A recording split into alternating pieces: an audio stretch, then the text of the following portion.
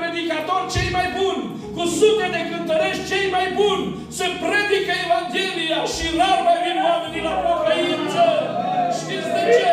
Pentru că oamenii s-au săturat de atâta bine cât le face Dumnezeu. Oamenii au ajuns din punct de vedere material la o statură înaltă și nimic nu mai atinge inima lor. Numai atunci când sunt în suferință, numai atunci când sunt în boală și mai aduc aminte. Da, banii nu mai pot, prietenii nu mai pot, numai Dumnezeu. De aceea zice Mare Petru despre omul acesta.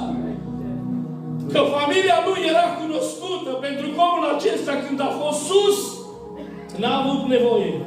Și astăzi cei mai mulți oameni sunt sus și n-au nevoie de Dumnezeu.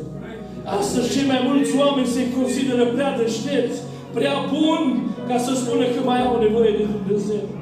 Ascultați-mă ce vreau să vă spun în seara aceasta.